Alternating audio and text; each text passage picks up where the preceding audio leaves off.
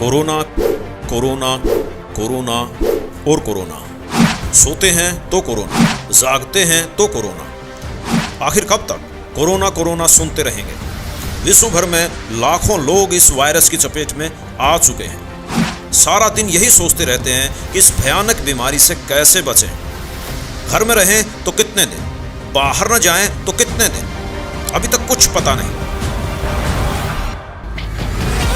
सोचने वाली बात यह है कि आखिर यह सब अचानक कैसे हो गया। भुखमरी, बेचैनी, लाचारी, बेरोजगारी सब पर है भारी एक महामारी। जी हां दोस्तों, एक वायरस ने पूरी दुनिया की सांसें फुला रखी है। हॉस्पिटल आइसोलेशन वार्ड में नजर दौड़ाइए या सड़क पर सर पर चल रहे इन मजदूरों को देख लीजिए।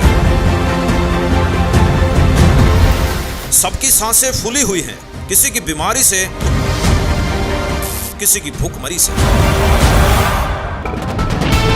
अब तो बेरोजगारी का तनाव भी गर्दन पर तलवार लिए खड़ा है। जान और जहान दोनों खतरे में हैं। कोई कहता है कि यह वायरस चीन ने जानबूझकर छोड़ा है। कोई कहता है यह चीन का जैविक हथियार है। कोई कहता है कि यह संत सताने की सजा है। कुछ लोगों का कहना है कि यह शिव हिंसा करने का फल है। भविष्यवक्ताओं ने इस घड़ी को पहले ही बता दिया था।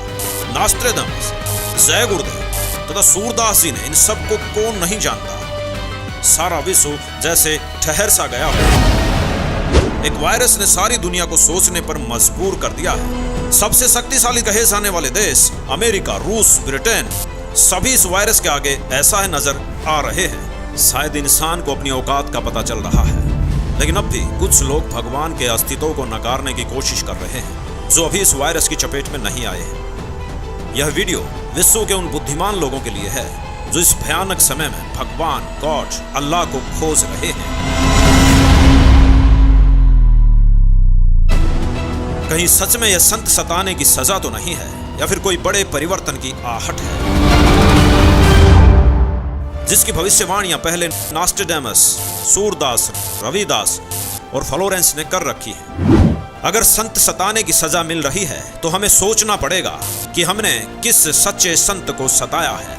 ऐसा तो नहीं है कि वह भगवान का अवतार पृथ्वी पर मौजूद हो और हम उसको अनदेखा कर रहे हों।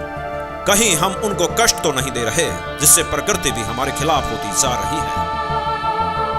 हमने किस्से कहानियों में सुना था कि संत को सताया था तो पूरा गांव जमीन में धंस गया। बुद्धिमान लोगों को इस पर विचार करना पड़ेगा और उस अवतार को ढूंढना पड़ेगा जो सच में भगवान का अवतार है, जो इस विश्व को इस वायरस से बचा सकता है। इन सारी बातों पर हमारी टीम विचार कर रही थी। हमने सारे तथ्य भी जुटाए और कोशिश की कि कहीं सच में यह जो महामारी है यह विश्व के कुकर्म और पापों का फल तो नहीं है। हमारी टीम ने इंटरनेट से जानकारी प्राप्त की तो जो सच निकल कर आया वह काफी गहरा था। हमने काफी साधु संतों, फकीरों पर रिसर्च किया तो एक संत का संघर्ष में जीवन सामने आया, जिस पर सभी भविष्यवक्ताओं की भविष्यवाणियां सटीक बैठ रही थी। सारे आंकड़े और प्रमाण मिलकर हमने जो निष्कर्ष निकाला कि सच में यह वही संत है जिसकी हमें तलाश थी। जी हां, उनके अनुयायियों से बात की जो इस बात पर दृढ़ हैं कि यह वही संत हैं जो विश्व को बचा सकते हैं।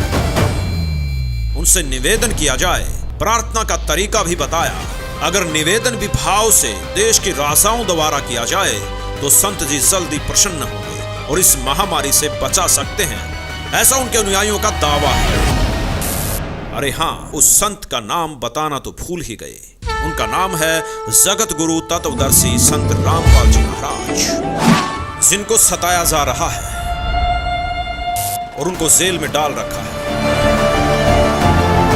अनुयायियों का दावा है कि उनको सम्मान के साथ जेल से बाहर निकालकर उनके चरणों में करबद्ध प्रार्थना की जाए तो विश्व इस महामारी से बच सकता है। जब हमारी टीम ने यह सवाल किया कि वह खुद जेल में हैं तो विश्व को कैसे बचा सकते हैं, तो उनका कहना था कि संतों की लीला समझ से परे होती है। वह विश्व कल्याण के लिए एक तीर से कई निशाने करते हैं। हमें उनकी बातों पर विश्वास हो रहा था। उन्होंने ऐसे लोगों से मिलवाया जो कैंसर, एड्स से ग्रसित थे और नाम दीक्षा लेने के बाद स्वस्थ हो गए। जब वहाँ नाम दीक्षा ली और उसके बाद जब दर्शनों को लाइन में लगते उनसे आशीर्वाद लिया, उसी वक्त मेरा खून उनका बंद हो गया। मुझे ब्लड कैंसर था। कैसे हुआ कि मुझे पता नहीं था ब्लड कैंसर है। उदयपुर में मैंने चेकअप करवाया। ये मेरी कैंसर की रिपोर्ट्स है। ये देखो आप, मैं कैंसर की मरीज थी। मुझे डॉक्टरों ने 2-4 दिन का कहा था। मैं ठीक हुई हूँ संत रामपाल जी महाराज से गुरु दीक्षा लेने के बाद। आश्रम पहुंचने में परमात्मा का नामदान लिया और जो उन्होंने मुझे उपदेश दिया, उस उपदेश देने के बाद उन्होंने आशीर्वाद दिया। आशीर्वाद देने के बाद तत्क्षण में मेरा ये रोग वहीं के वहीं दर्द बिल्कुल ठीक हो गया। हमें उनकी बातों पर विश्वास हो रहा था। उनका कहना था कि कोरोना वायरस कुछ भी नहीं है। यदि आप संत जी का ज्ञान सुनोगे तो पता चलेगा कि वास्तव में मनुष्य की आने वाली समय में क्या दुर्गति होने वाली है। यदि भगवान की सच्ची भक्ति नहीं की, या यूं कहें कि संत रामपाल जी से नाम दीक्षा नहीं ली, तो कोरोना के बाद एक भयंकर समस्या 84 लाख योनियों की है जो अरबों खरबों जीव भुगत रहे हैं। कोरोना तो एक बार मारेगा, लेकिन उसके बाद नरक और 84 लाख योनियां भुगतनी पड़ेंगी। कुत्ता, गधा, कीड़े मकोड़े भी बनना पड़ेगा।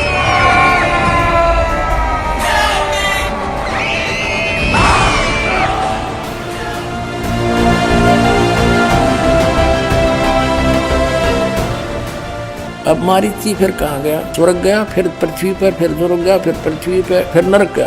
ये आगे देखो, 1000 आख वृक्ष के भाव, 80,000 सीप के भाव, 20,000 नीम के भाव वृक्ष के भाव, 90,000 बार केली वृक्ष के भाव, 3,000 बार चंदन वृक्ष के भाव, 5 करोड़ बार कनेर वृक्ष के पेड़ों के शरीर, और 60,000 बार वैश्या के शरीर, 5 करोड़ बार शिकारी के जीवन, और 20 करोड़ बार हाथी बना, 60 करोड़ बार गधा बना, और 30 करोड़ बार कुत्ता, 60 करोड़ बार नपुंसक, 20 करोड़ बार स्त्री, 90 लाख बार धोबी, और 8 करोड़ बार घोड़ा, 20 करोड़ बार बिल्ली, और 60 लाख बार गर्भपात से मरण, और केवल 80 लाख बार देव प्रयाग को प्राप्त हुआ।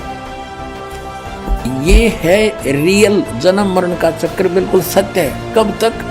जब तक उस अल्लाहू अकबर की सत साधना इस दास से प्राप्त नहीं होगी, तो ऐसे जन्म मृत्यु सबकी होगी।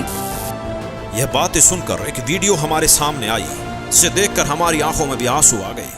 यह कुत्ता भी कभी हमारी तरह मनुष्य था, ठाट बाट से रहता था, लेकिन अब इसकी दशा दयनीय है।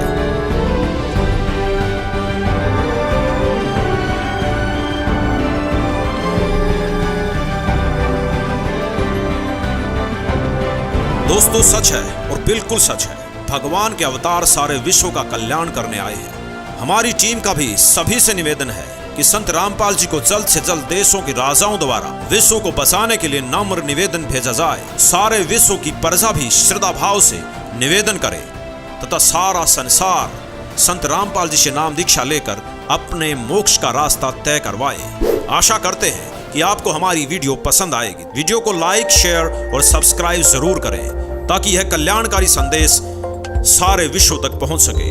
धन्यवाद।